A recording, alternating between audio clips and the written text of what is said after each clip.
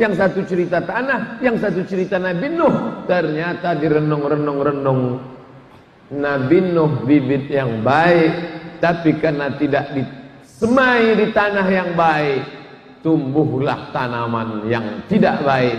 Tanaman itu bernama Kan'an. Ya bunayya, wahai anakku, irkam ma'ana, mari naik ke perahu bapak. Apa kata Kan'an? Sa'awi ila jabalin ya'simuni minal ma'. Aku tidak perlu ikut bapak, aku akan naik ke atas bukit yang tinggi yang bisa menyelamatkan aku dari air. Akhirnya dia pun tenggelam. Ketika akan tenggelam, apa kata Nuh alaihissalam? Ya Rabb, ya Allah, inna bni min ahli, itu anakku ya Allah, tolong selamatkan dia ya Allah. Apa kata Allah? Innahu laysa min ahlik, dia bukan anakmu. Innahu amalun ghairu salih, karena amalnya tidak baik. Lahir anak tidak baik dari seorang nabi yang baik, karena bibit itu disemai di tanah yang tidak baik. Maka beruntunglah anak-anak yang lari-lari, lompat-lompat di luar, mereka dari tanah-tanah yang baik, maka lahirlah dari ini semua anak-anak yang soleh dan solihah. Amin. Rabbal alamin. Ceramah ini hanya saya ceramahkan di depan ibu-ibu. Karena kalau saya ceramahkan di depan bapak-bapak, bahaya. Kenapa? Karena kalau saya ceramahkan di depan bapak-bapak tadi malam, dari tanah yang baik akan lahirlah bibit-bibit yang baik. Dia pulang ke rumah, nampaknya mah papa mau ganti tanah baru. Bahaya. Makanya ini hanya ceramah untuk ibu-ibu. Supaya apa? Ibu-ibu memperbaiki diri, yang gadis yang belum nikah supaya hijrah, yang sudah punya anak tetap perbaiki jiwa, raga, iman, ilmu, amal, maka insya Allah anaknya pun akan baik-baik. Perempuan yang solihah itu idza ra'aitaha sarratka, kalau kau pandang hatimu senang. Bukan senang karena bedaknya 3 inci, bukan senang karena lipstiknya tebal, bukan senang karena 2 warna, sebelah kiri hijau, sebelah kanan biru, tapi senang karena dia basah bekas air wudhu habis sholat duha, senang karena dia habis khatam Quran, baca Yasin, surat Al-Kahfi, surat Al-Waqi'ah. Idza amartaha ata'atka, kalau engkau ajak dia patuh. Bu, besok kita ke Masjid Al-Ittihad ya di Cibubur, ada pengajian. Sami'na wa ata'na. Malah dia yang ngajak. Pak, mama izin ya, ini ada iklan pengajian. Siapa ustadznya? Qul huwallahu ahad, Allahus somad. Idza amartaha, kalau kamu perintahkan, kamu ajak, dia ikut, dia manut, dia patuh. Wa idza ghibta, kalau kamu pergi jauh, dijaganya anak-anakmu, rumahmu dia jaga. Kamu pergi, rumahmu utuh, hartamu tak berkurang, anakmu sehat walafiat. Tapi kalau dia tidak baik, kamu pergi, anakmu sehat, begitu engkau pulang, anakmu tetap sehat, cuman telinganya hilang sebelah. Engkau pulang, kulkasmu dia jual. Jangankan mobil, kulkas dia jual. Kenapa? Dia mau pesta narkoba sama teman-temannya, dia mau dugem, dia mau buat dosa. Tapi kalau dapat ini, Masya Allah. Datang seorang mahasiswa, saya sehari-hari mengajar di Universitas Islam Negeri Sultan Syarif Kasim, Riau, Sumatera. Assalamualaikum Ustaz Somad. Waalaikumsalam. Masih ingat sama saya Pak Ustaz? Masih. Alhamdulillah. Saya mahasiswa Ustaz dulu. Alhamdulillah.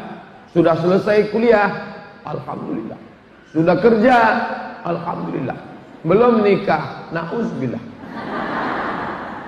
Dulu kan Ustaz pernah ceramah, katanya perempuan yang baik itu tungkahul mar'atu li arba, perempuan dinikahi karena 4, 5 liha karena kaya, wali hasabiha karena keturunan baik-baik dari kalangan ningrat, darah biru, bangsawan, bangsa yang hidup di awan, wali hasabiha wali jamaliha, jamal beautiful, jamal onta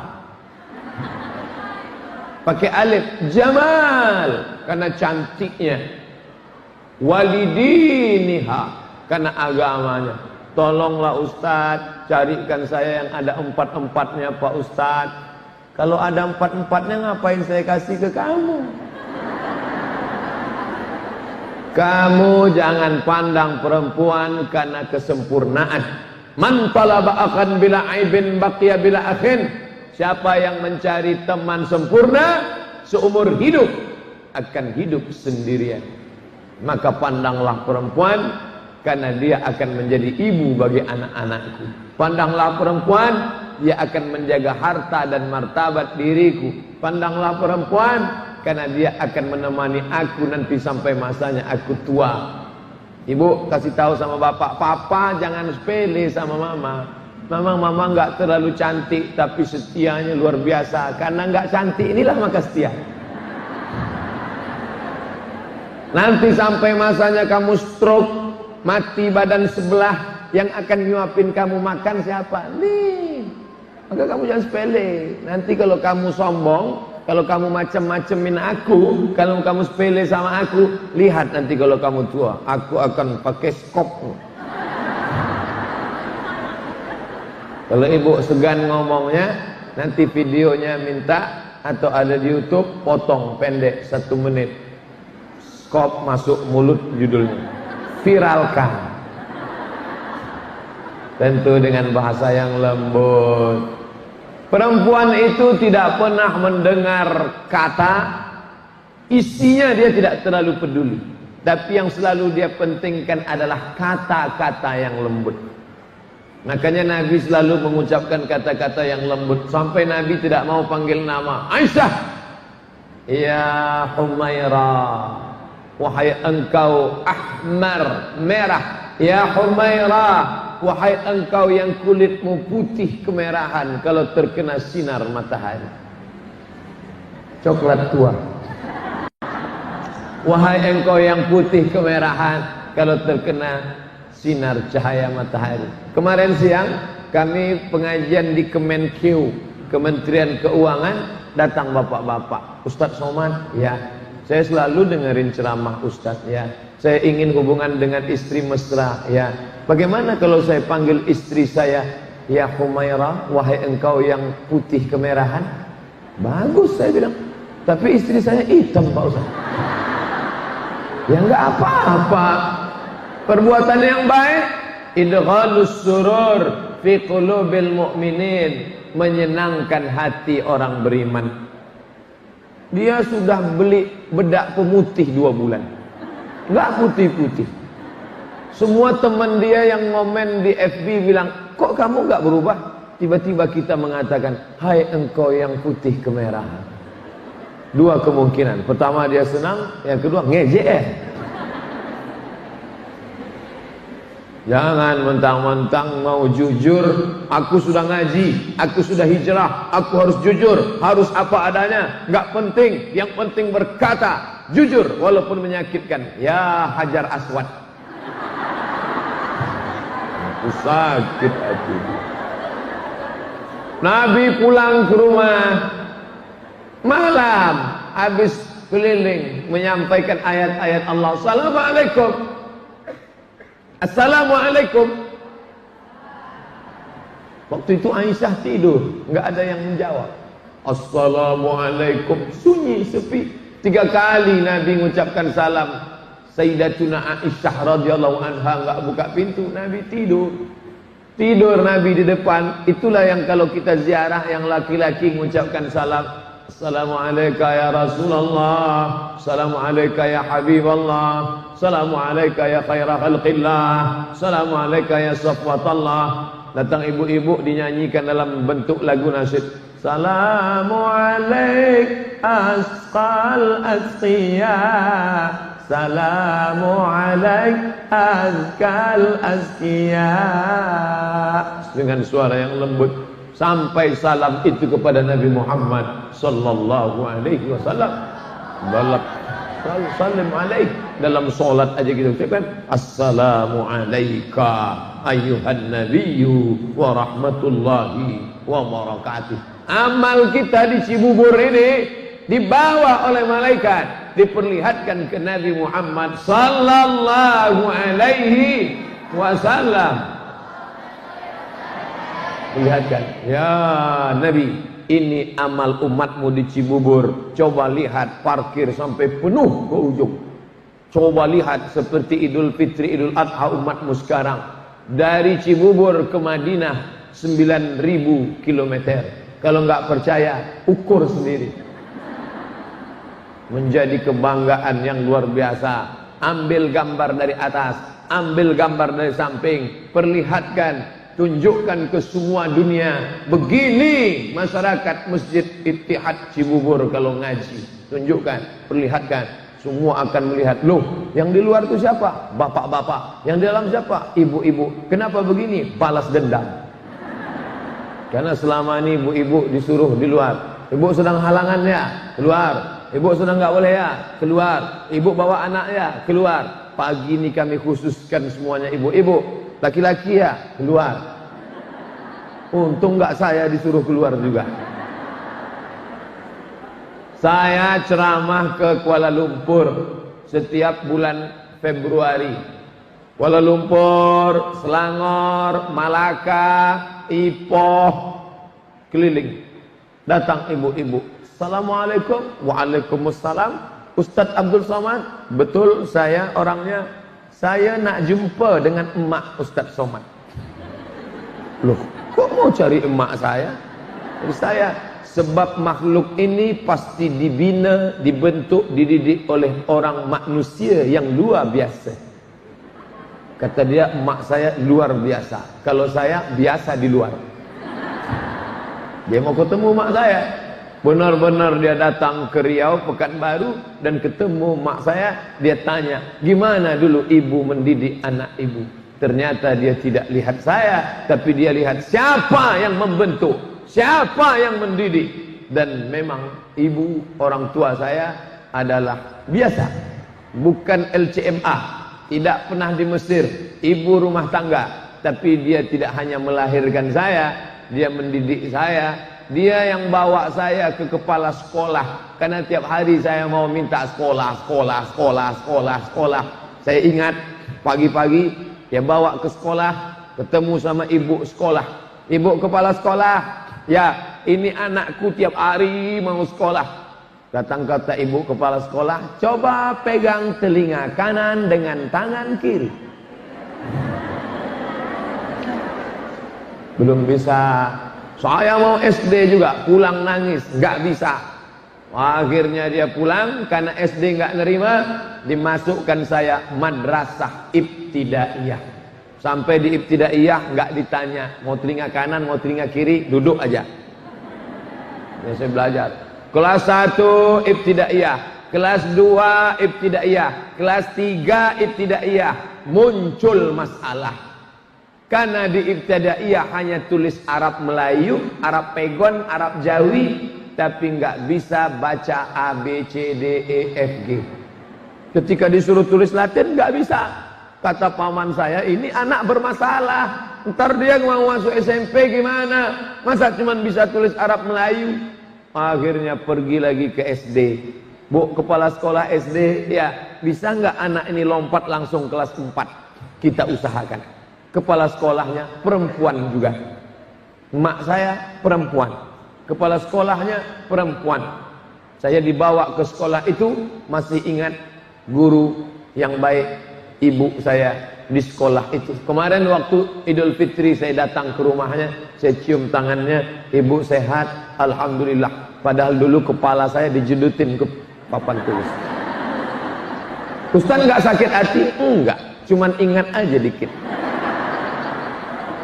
Masih hidup, umurnya 70 tahun. Kepala sekolah saya, ibu perempuan. Mereka adalah orang-orang luar biasa yang membentuk kita hari ini. Mau ngaji, mau ngaji. Kamu saya bawa ke guru ngaji, ke surau. Assalamualaikum Ustaz. Waalaikumsalam. Ini anakku Ustaz, namanya Abdul Somad. Ini beras Ustaz, 1 kaleng untuk guru ngaji. Ini rotan Ustaz, ujungnya dibelah 4. Nanti kalau anakku nakal, pukullah dia. Aku ikhlas dunia akhirat. Saya sangka basa-basi. Bak taunya serius.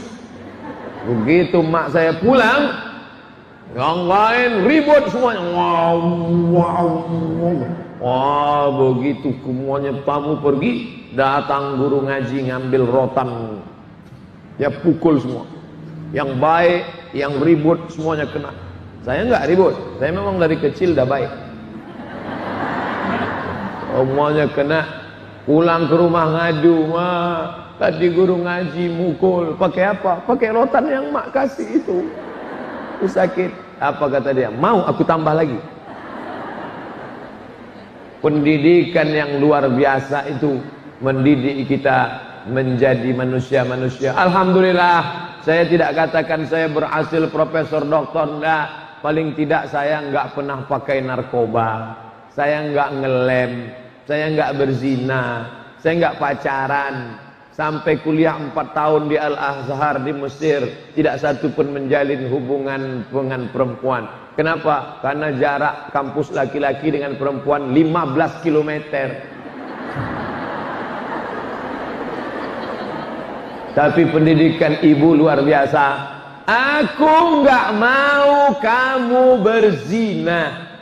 9 bulan 10 hari kamu ku kandung di sini, nak. Aku susukan kau 2 tahun, nak. Mengalir darahku dalam badanmu, nak. Aku enggak ingin kamu lahir cuman jadi calon penghuni neraka. Ustadz yang ceramah belum tentu masuk ke kepalanya.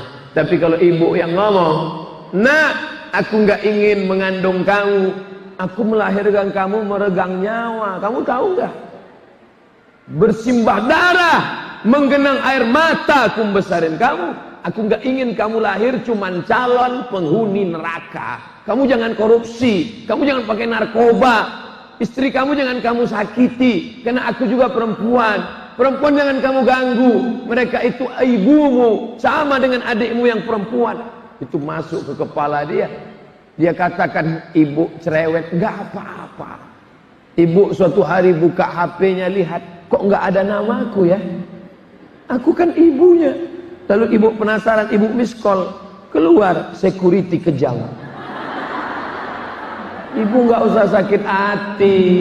Kenapa? Ibu sudah selamatkan dia. Nanti 20 tahun akan datang, dia akan meleleh air mata. Kapan? Ketika akan minta doa restu akad nikah. Mama, maafkan salah adik selama ini. Kalau bukan karena security kejam, mungkin aku sudah jadi setan sekarang. Meleleh air mata ibu duduk saat mendampingi anak.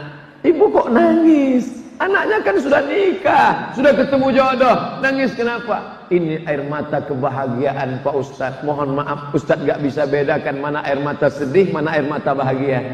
Karena warnanya sama. Tapi ibu sudah senang, selamat. Saya ini wanita karir Pak Ustadz. Bukan duduk jaga di rumah. Gimana caranya? Oke. Jam 8 pagi berangkat.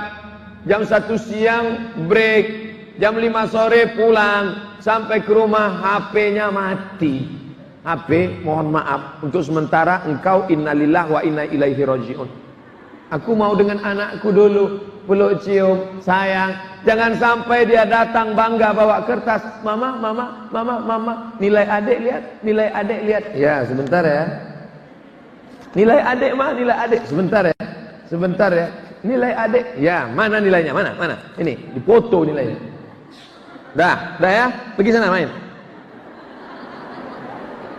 20 tahun akan datang, 30 tahun akan datang, kita pun akan minta sama dia, "Nak, tolong ambilin air mama, udah gemetaran nih." Sebentar ya, dia ambil air, dia foto.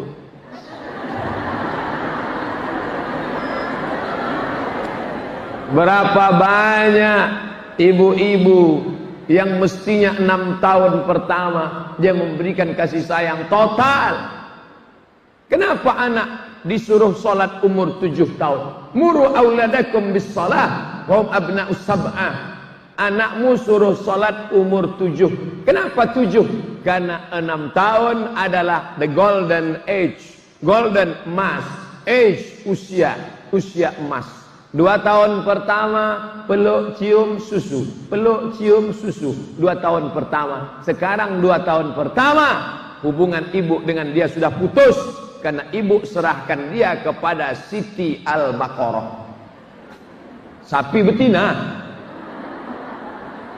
2 tahun kedua, 4 tahun, lari-lari, lompat-lompat, lari-lari, lompat-lompat, lari-lari, lompat-lompat. Dia tidak dapatkan kasih sayang lari-lari, lompat-lompat. Kenapa? Ibu serahkan dia ke Pak Ud dan Bu Ud. Pak Ud, pendidikan anak usia dini. 2 tahun ketiga, saat dia ingin mengadu, saat dia ingin berbagi, saat dia ingin ajak main pasir-pasiran, saat ini boneka-bonekaan, saat itu ibu serahkan dia ke TK. Tinggal ya, mama pergi dulu ya. Topi mama bundar, bundar kepala mama. Kalau bukan bundar, bukan mama saya. Akhirnya hubungan golden age putus dengan ibu. Setelah putus baru ibu heran. Kenapa ya Pak Ustadz? Anak saya lebih mau curhat sama pacarnya daripada saya. Karena sudah diputus pita ibu dengan anak. Emosional. Emosional melahirkan hilang. Dulu ibu-ibu bisa berkata kepada anaknya, "Kamu jangan lawan aku melahirkan kamu meregang nyawa." Sekarang melahirkan mudah sekali. Lahir. Beset lah. Gimana nih Pak Ustadz? Yang sudah berlalu gimana? Masa mau dimasukin ke dalam lagi?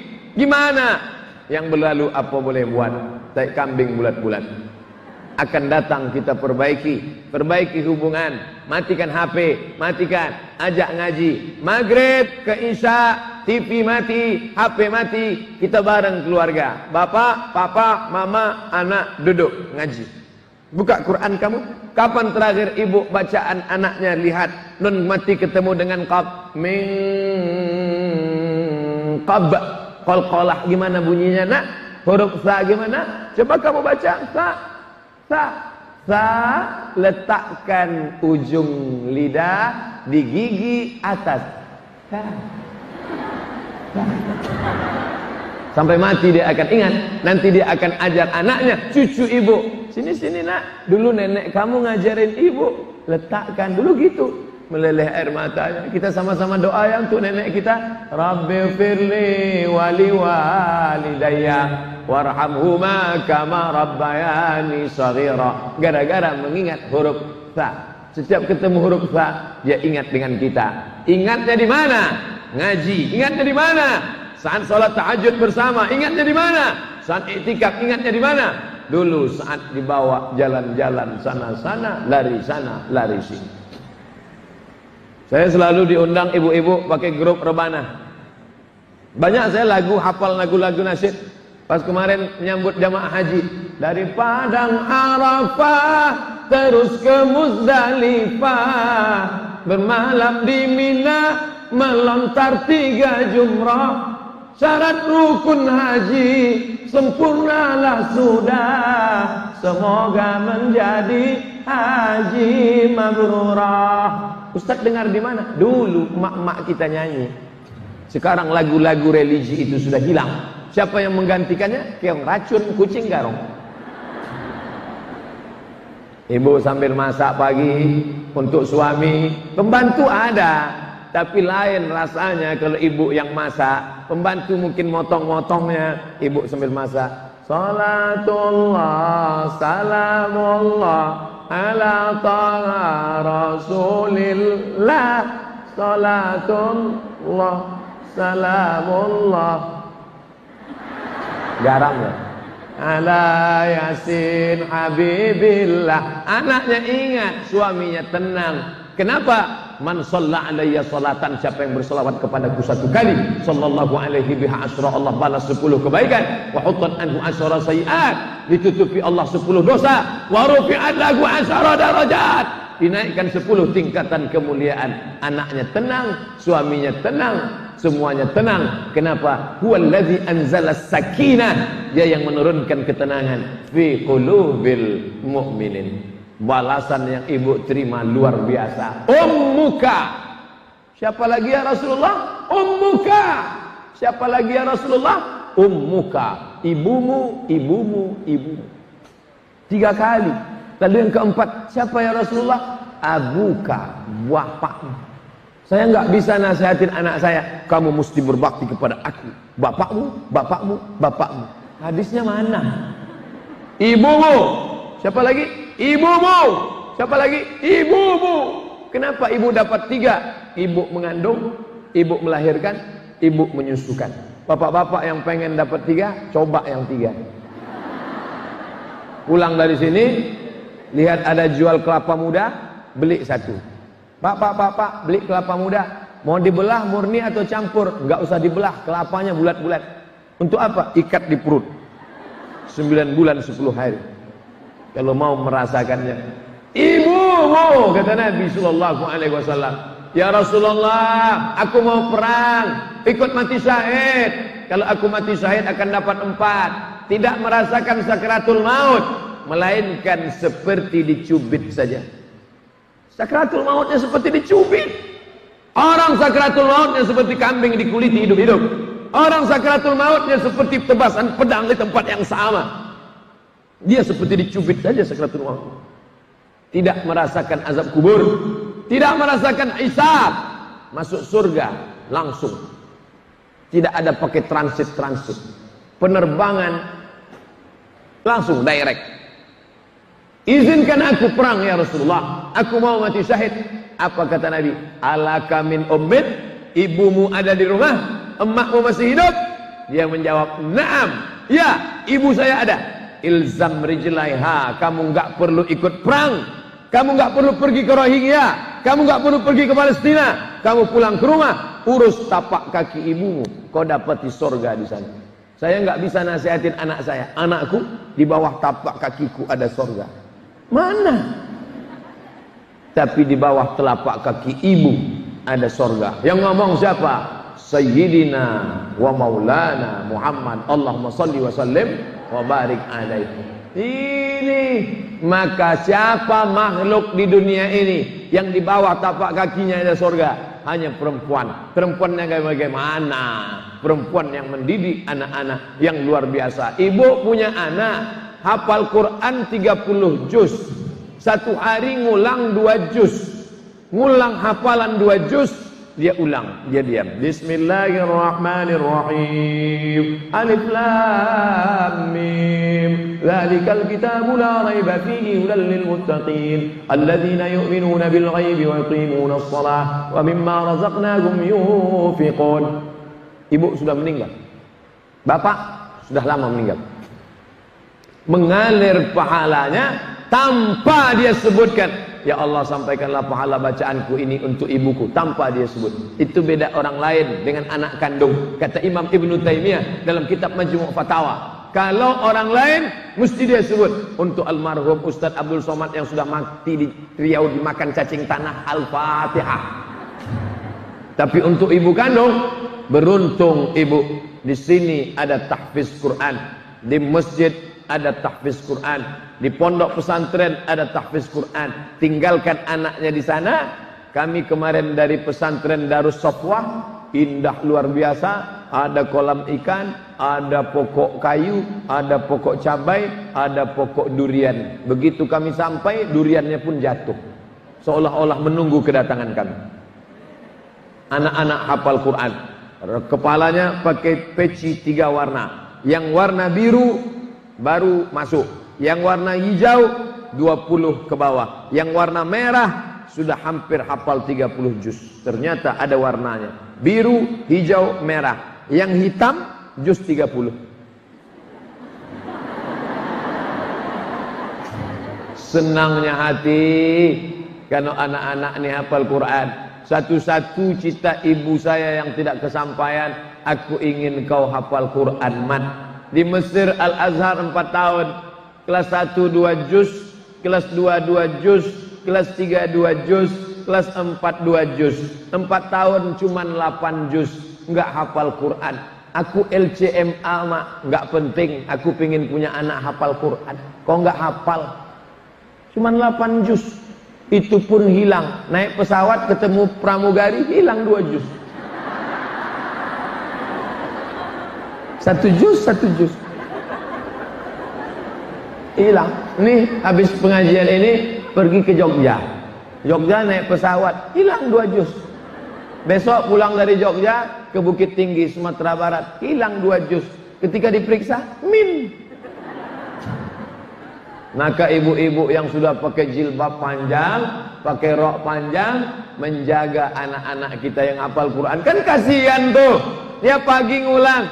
Ini anak-anak ngapal Qurannya berapa lama? 1 tahun harus 10 juz di Darus Sofwah. Kalau sampai kurang, maka dianggap gagal. Kami sudah pulangkan yang 8 juz gagal. Apa? 8 juz gagal? Yang 8 juz kami pulangkan. 3 tahun tamat SMA, dia harus hafal 30 juz. 10, 20, 30. Kami tidak cetak ustaz. Ustaz sudah banyak. Dia akan jadi Kapolri tapi hafal Quran. Dia akan jadi Kapolda tapi hafal Quran. Dia akan jadi dokter spesialis tapi hafal Quran. Bayangkan, dokter jilbabnya panjang, hafal Quran. Masuk ke ruang pasien. Bismillahirrahmanirrahim. Ar-Rahman 'allamal Qur'an, khalaqal insan. Sehat pasiennya. Bayangkan kalau dokternya anak funky, rambutnya 3 warna, merah, kuning, kelabu. Anting-antingnya 12. 3 di kiri, 3 di kanan, 4 di sini, 2 di sini, 1 di sini. 1 lagi di bibir. Melihat anting di bibirnya, bibir kita yang ngilu. Mana pasiennya? Mana? Masuk dia ke dalam ruangan. Kukunya hitam, di atas black kutek, di bawah black daki. Mana? Pasien-pasien pada ketakutan, disangkanya malaikat maut. Ini anak siapa? Itu anak siapa tuh? Yang dokter spesialis, yang bajunya panjang, yang jilbabnya panjang. Siapa lagi kalau bukan anak saya? Siapa dulu mamanya? Padahal 20 tahun yang lalu mata ibu bengkak. Nangis siang, nangis sore, nangis malam. Papa, aku gak bisa pisah dengan dia. Tenang aja, kamu gitu aja kok nangis. Dasar mental tempe. Anak sekolah kok nangis. Kamu yang gak nangis, yang ngandung 9 bulan aku, yang melahirkan aku, yang nyusukan aku. Kamu kan cuma modal flash disk aja. Aku yang membesarkan dia. Kamu pergi pagi, pulang petang cari nafkah. Sekarang kamu nangis. Wah, akhirnya si bapak tegas, sini. Lebih baik kamu nangis sekarang daripada kamu nangis 20 tahun lagi karena dia pecandu narkoba. Dia menangis karena kena HIV/AIDS. Kita nangis ngantar dia ke BNN, ke Badan Narkotika Nasional. Kita nangis karena kita mesti antar dia ke pondok pesantrennya Abah Anom di Suryalaya karena harus diobati. Ini orang sudah kena penyakit yang nggak ada obatnya. Apa mau nangis sekarang, apa nangis nanti? Alhamdulillah Pak Ustaz, sejak saya gitu kepada istri saya berhenti nangis. Sekarang malah saya yang nangis Pak Ustaz. Ternyata bapak-bapak yang tegar itu, dia tidak nangis di depan ibu. Begitu ibu sudah pergi, dia nangis sendiri. Dia sayang juga sama anaknya. Oleh sebab itu maka ketika saat ini, hari ini masih ada yang mau meramaikan rumah Allah, kita berbahagia, bangga. Ibu-ibu menjadi sasaran dakwah aliran sesat. Info dari Majelis Ulama Indonesia, Komisi Aliran Sesat. Kalau ada satu aliran sesat, mau menyampaikan alirannya, dia tidak sampaikan ke bapak-bapak. Kenapa? Karena bapak-bapak kalau dengar ceramah, khotib naik ke atas mimbar, jamaah Jumat sekalian, mari kita jaga keluarga. Begitu Ustaz, barakallahu li wa lakum fil Qur'anil azim. Kok cepat banget ya? 100 bapak-bapak mendengar ceramah, yang masuk ke kepala tinggal 50, yang benar-benar ingat tinggal 30, yang berani nyampaikan ke istri tinggal 20, yang istrinya mau dengar tinggal 10. 100 ibu-ibu dengar ceramah, dia bawa pulang ke rumah menjadi 200 karena ada suaminya. Didengar oleh anaknya menjadi 300, didengar oleh mantunya menjadi 400, didengar oleh cucunya menjadi 500. Maka menurut teori, kalau mau menyampaikan sesuatu, sampaikanlah ke ibu-ibu. Contoh, anggota legislatif caleg mau kampanye, majelis bapak-bapak apa ibu-ibu? Ibu-ibu. Ibu nanti coblos nomor berapa? Coblos yang itu Pak Ustadz, yang gambarnya. Kenapa pilih itu? Setiap malam mau istikharah kelihatan wajahnya. Kenapa wajah dia yang kelihatan? Dia udah ngasih surat Yasin 2, jam dinding 1, rebana gambar dia. Setiap dilihat ini, lihat wajahnya. Siapa yang dipengaruhi? Ibu-ibu. Setelah ibu pulang ke rumah, sebelum tidur malam, papa, nanti kalau kita milih yang gambar ini aja ya. Ah, kenapa mama kurang setuju nih? Ini yang bagus Pak. Kenapa? Dia udah ngasih surat Yasin 2, jam dinding 1, kain sarung yang capnya di belakang, coblos nomor 2. Ibu menjadi sasaran setiap aliran-aliran. Maka ibu mesti istiqomah buat pengajian. Ada divisi khusus kajian ibu-ibu pagi. Cuman ibu ini kan suka ada nyanyi-nyanyinya. Beda sama bapak-bapak. Kalau bapak-bapak tegas saja. Berikut ini pengajian Ustaz. Panggillah Ustaz-Ustaz yang suka pakai nyanyi-nyanyi. Sebelum Ustaznya datang, kita baca Asmaul Husna dulu ya, kata ketua panitia. Dari kita ngomong nggak tentu arah. Kita baca ya Rahman, ya Rahim, ya Malik, ya Kudus, ya Salam, ya Mu'min, ya Muhaimin, ya Aziz. Pas sampai pada ya Ahad, ya Somad. Begitu mereka sebut dia Somad, saya pun muncul pas acara pengajian. Saya tahu saya terlambat, tapi ibu jangan panggil-panggil lah. Apa maknanya? Ada darah seni dalam diri yang gak bisa dibunuh. Maka ada grup rebana, grup marawis. Bismillah tawassalna billah, la la la la la. Ada grup marhaban. Sallallahu ala Muhammad, sallallahu alaihi wasallam, sallallahu ala Muhammad, sallallahu alaihi wasallam. Ada pembacaan maulid. Maulaya salli wa sallim daiman abada ala habibika khairil khalqi kullihim. Ustaz tahu itu dari mana? Dari ibu. Ustaz selalu ikut. Ya, kemana dia pergi saya ikut. Saya anak pertama, laki-laki, tak ada anak perempuan. Kemana dia pergi saya ikut. Saya bukan mau ikut pengajiannya, saya mau ikut makan kuenya. Maka saya nggak pernah grogi ceramah di depan ibu-ibu. Nah, dimanapun saya ceramah mengalir aja. Kenapa? Karena saya tidak pernah merasa berceramah, tapi saya merasa sedang cerita dengan ibu saya. Dulu kalau pulang sholat Jumat, panggil sama mak. Sini. Apa kata khotib tadi? Kata khotib tadi mak, katanya nanti kalau kita mati masuk neraka mak. Katanya gini. Maka dari kecil saya sudah ceramah depan ibu saya. Selesai pengajian, apa tadi kata ibu-ibu waktu pengajian tadi? Kata ibu itu mak, oh nanti kita kalau masuk neraka. Kok isinya itu terus? Artinya apa? Bahwa anak hubungan emosional luar biasa. Hari ini diundang ke Cibubur, dikasih makanan enak, sarapan pagi bubur. Baru saya tahu makna Cibubur. Sarapan pagi bubur. ketika bubur ayam, ketika bubur, siapa yang terbayang wajah pertama kali? Ibu, wajah ibu.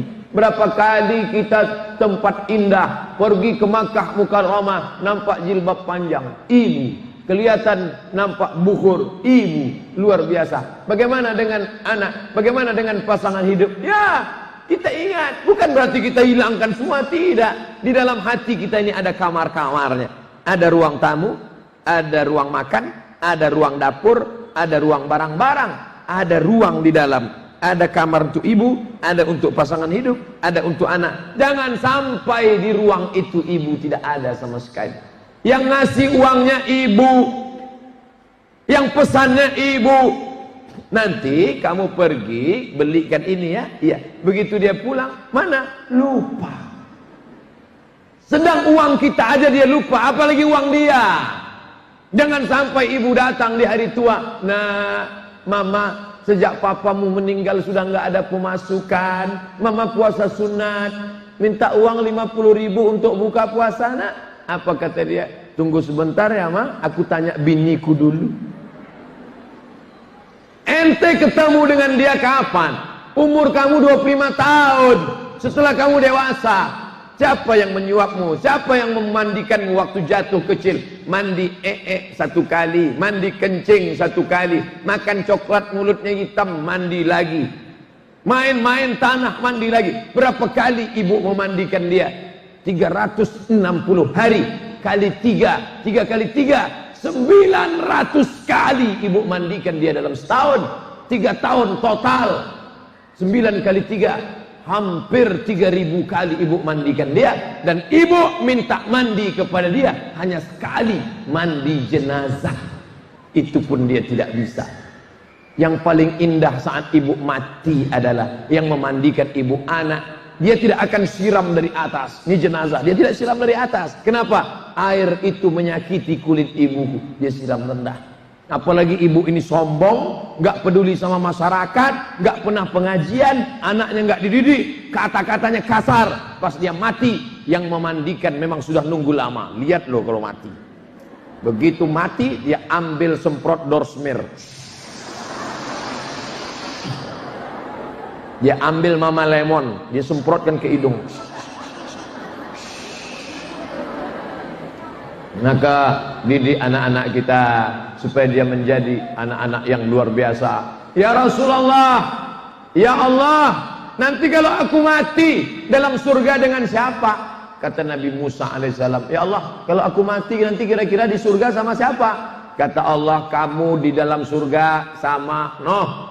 Pergi ke pasar, tempatnya di ujung ada seorang laki-laki, tuh teman kamu masuk surga. Nabi Musa pergi ke pasar. Sampai di pasar dia sesuai instruksi, dia lihat. Ini teman aku dalam surga. Iya, siapa? Tukang jual daging. Enggak meyakinkan. Andai Allah berkata, temanmu di dalam surga, pergi engkau ke Masjid Ittihad, di situ ada mimbar yang ceramah itu temanmu. Masih masuk akal. Pergi engkau ke pasar, ada laki-laki di ujung, tukang jual daging, dia temanmu. Nabi Musa penasaran, Allah nggak mungkin salah, kok dia? Maka Nabi Musa ikutin dia, nggak nanya, ikutin aja. Dia jual daging, potong jual daging. Selesai dia pulang ke rumah, sampai di rumah dia cuci daging, dia potong kecil-kecil, dia kasih daun, dia masak. Setelah masak dia suapin emaknya, makan mak. Setelah maknya makan, maknya kenyang, maknya berdoa, ya Allah, masukkan anakku ke dalam surga bersama Musa alaihissalam. Pernahkah ibu berdoa, ya Allah, masukkan anakku ke dalam surga bersama Sayyidina wa Maulana Muhammad sallallahu alaihi wasallam? Kalau belum, nanti berdoa. Jangan sekarang. Kalau sekarang berdoa, saya masih ceramah nih. Nanti selesai makan siang, doa, ya Allah, cuman ada tambahan, masukkan anakku ke dalam surga bersama Nabi Muhammad. Ustadz Somad ikut juga.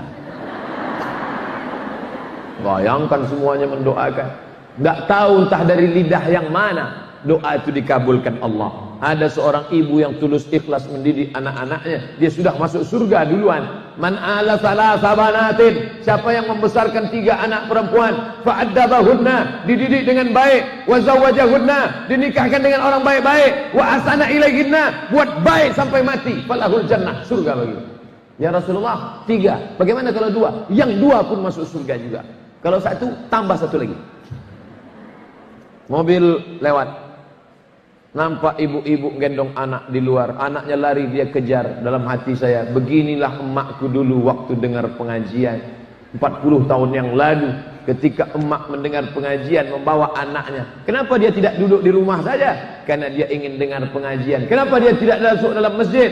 Karena dia ingin supaya tidak mengganggu pengajian. Berapa kali ibu itu diusir orang karena kita menangis saat akad nikah. Aku nikahkan engkau dengan anakku dengan mahar seperangkat alat sholat.